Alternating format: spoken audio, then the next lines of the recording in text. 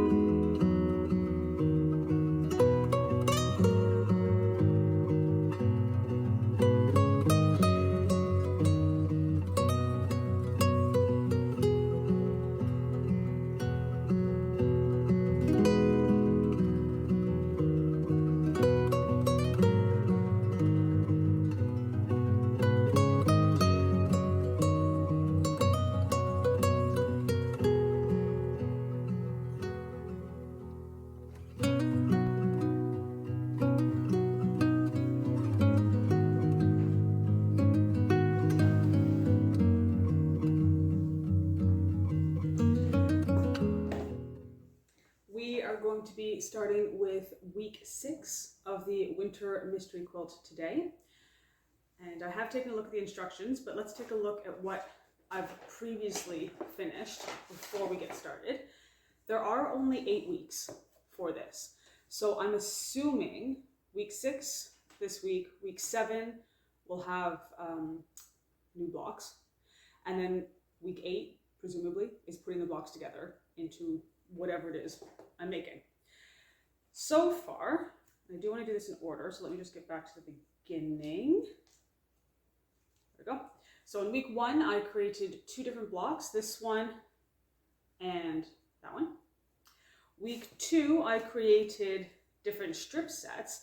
Now I only have one left because in other weeks, I used the strip sets I had made in week 2 to make blocks. So we'll get to that in a minute. Week 3, I created this block, and there were extras that didn't go into anything. So I'm assuming they will get used in something at some point. Week 4 was this one. And if you've been following along, you know that I've enjoyed this one the most because it called for flying geese.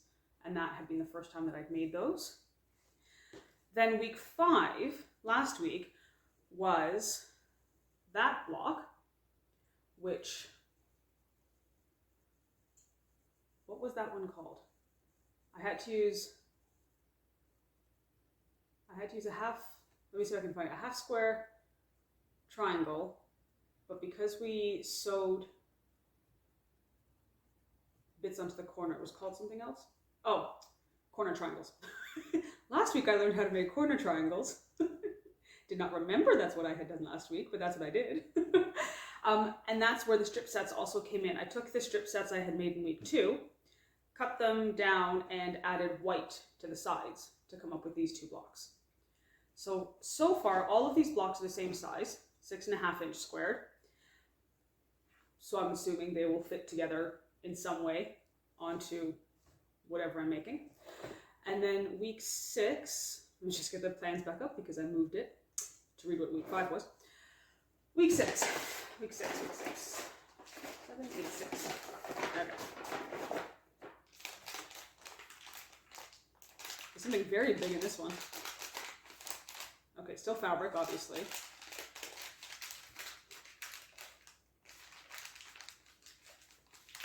I sort of feel like saying bobbins. They're kind of round, but hollow?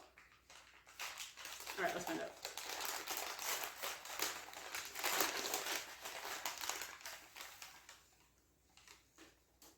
Not bobbins.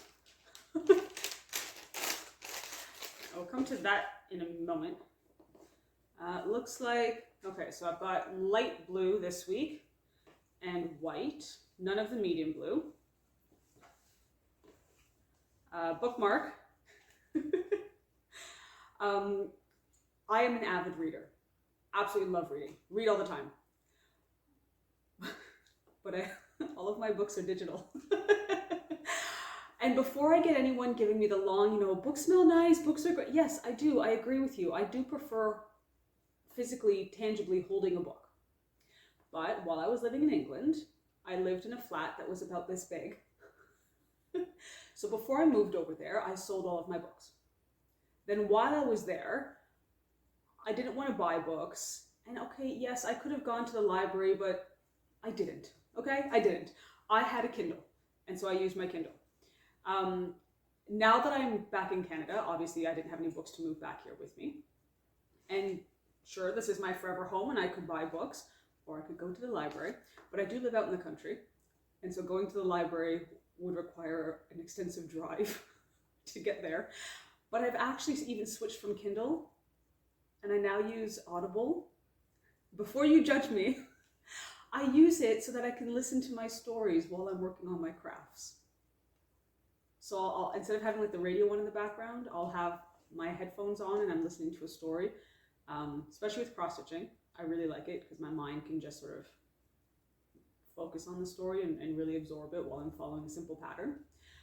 Sewing, I do use it as well, but if I'm thinking about something complex with a quilting pattern, I can't focus on both, or sometimes the machine is a bit too noisy. Anyway, what I'm getting around to is I've got this lovely bookmark. I don't have any books. I might donate this to my guild. All right. So last week, I in my mystery bag received some devices. I didn't know what they were, and later found out they were bobbin clips. This week, I have more things. I don't know what they are. They're rubbery and they're round and they don't really open up, but I feel like if it wasn't a sewing thing, I would wonder if these were to hold electrical wires, just keep them all bundled together. Okay, there's going to be another Google so I can find out what these things are. Learning so much with this mystery quilt. In terms of what I'm actually making with my 2 pieces of fabric, apparently I am making quarter square triangles, which look like half square triangles that end up making quarters. It looks very similar to, no, not that one. That one was the corner square triangles. This one was the flying geese. Is it this one that kind of looks like? A little bit. Yeah, so that's like normal half square triangles. That's like the first thing I ever learned how to do with quilting. Okay, so it's not that, right. It looks kind of like this week, where I made half square triangles and turned it with the white piece of fabric, and so I got the 3. But this time when I do it, I should end up with 4 different colors. Well, no, I guess not 4 different because I've only got the 2. 4 triangles on my square. Okay, we can do this. That should be fine. Oh, and it's asking for strip set A that I made in week 2. So I wonder if, no, it just wants me to cut it into units. So I suppose week 7, next week, I'll probably use these to make something kind of like these ones. We'll have to find out next week. Okay, as with all the other weeks, job number 1 is going to be getting everything pressed, my fabric pressed, and then trimmed into the sizes that they've asked for. And then I'll start sewing them into quarter square triangles.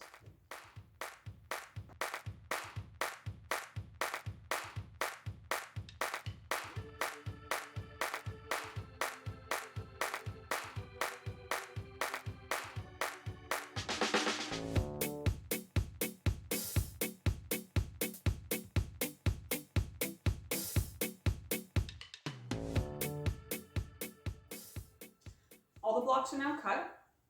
I I did have to go into some of my previous week's saved fabric to get enough for what I needed, and also to select some of the medium blue fabric. So I now have 10 squares of the white and then 5 each of the blue. And the instructions have asked for me to start off by making half square triangles for each of these, which is why I have 10 white and then 5 each of the blue. And then once I have that, you then sort of like turn them on top of each other and do another diagonal stitching line. And magically, when you open it, you should have like a grid of 4. So I'll do that in a minute. Before I get started with that, I did do a little Google research on these things. I had to do an image search because I didn't even know what to call them. And then when I did an image search, I kept getting websites for rings, which is not what these are. Anyway, I figured it out. They are spool clamps. So I'm just going to grab my thread out of my container here.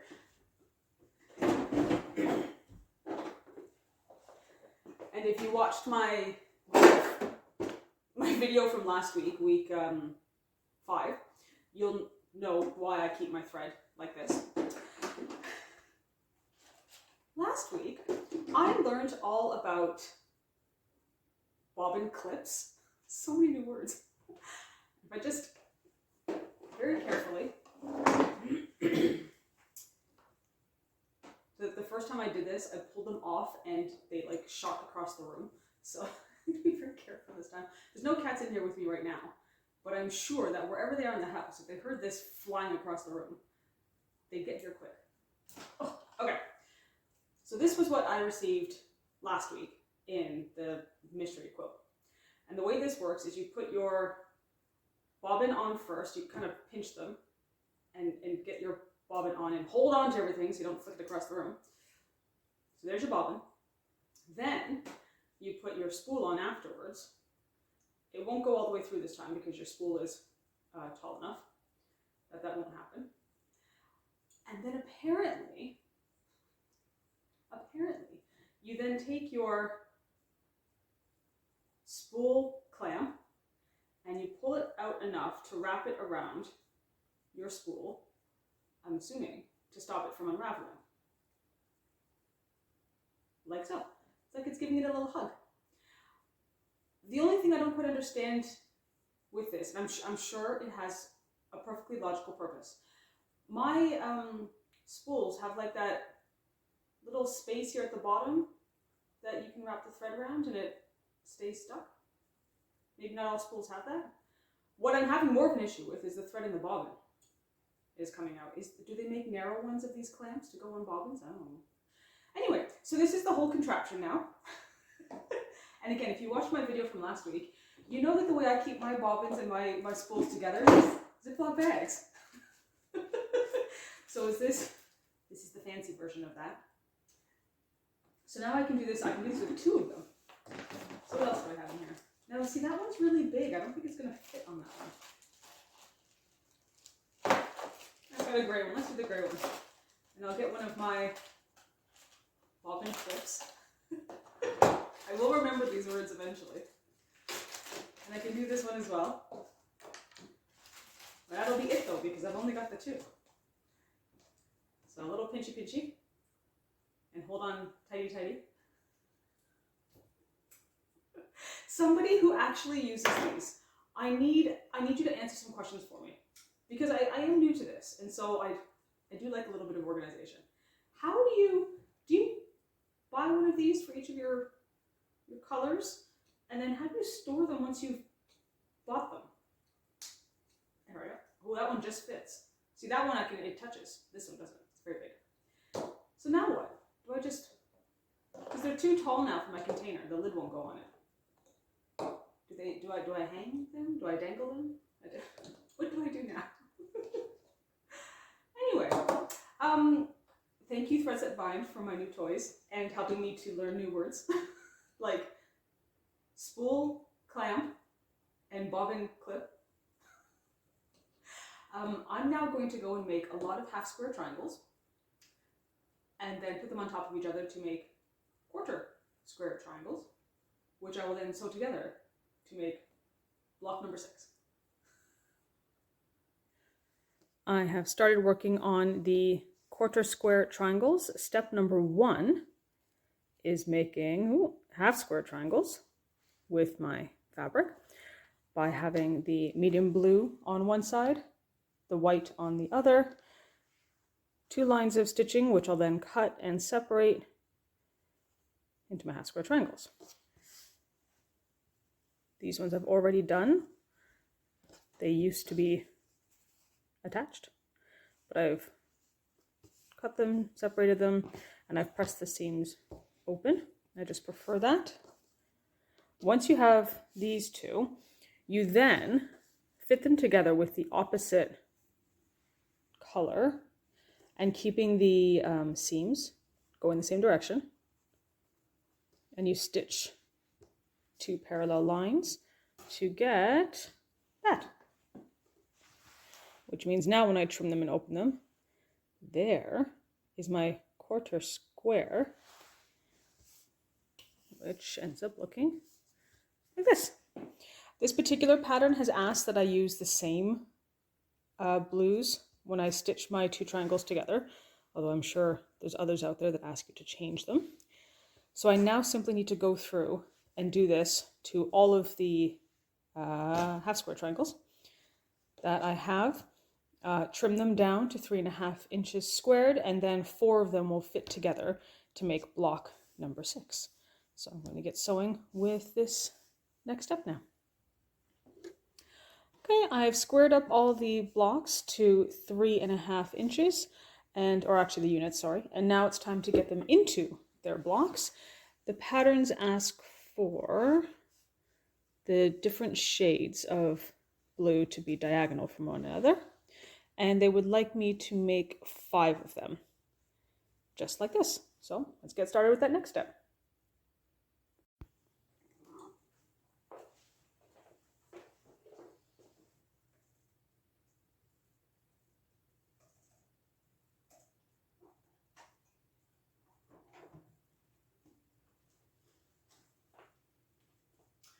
All right, I finished block 6 for today.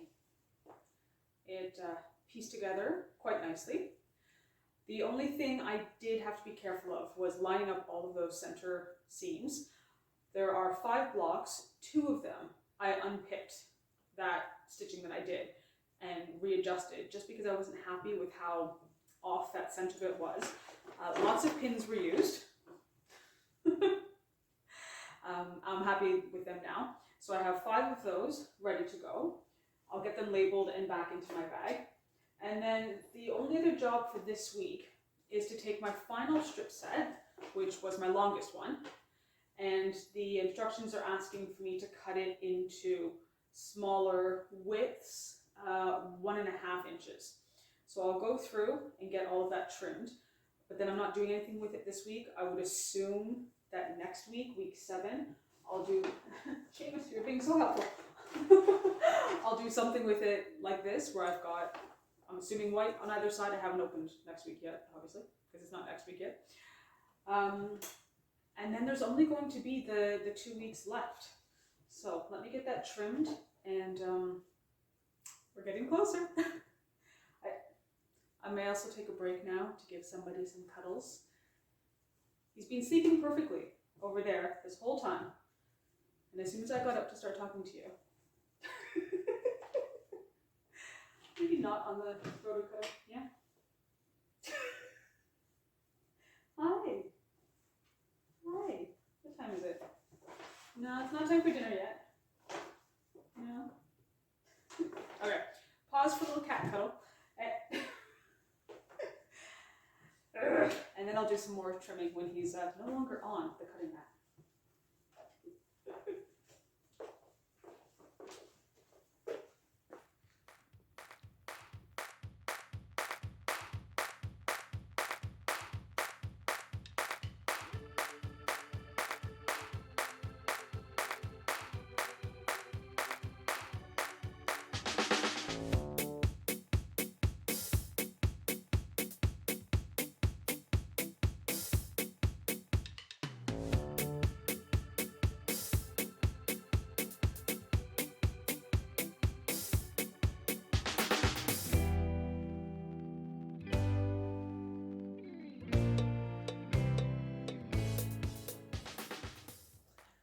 that's everything finished for week number 6. I have the blocks ready to go and my strip sets ready for whatever's going to happen next week. If you have enjoyed watching me make this video and you'd like to see others that I'm working on, you know what to do. Hit that like, subscribe, and bell notification. Bye.